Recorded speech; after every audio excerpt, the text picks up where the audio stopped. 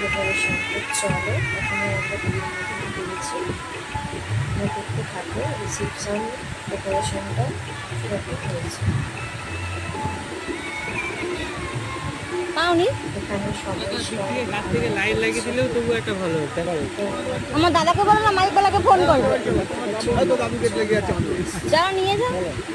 যেহেতু সিস্টেম ছিল একটু ঠান্ডা জায়গাটা ছিল, বাট ভেতরটা খুব গরমই লেগেছিল।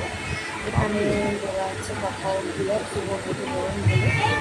তারপর আমরা স্টলে আছে, হাই করে দাও।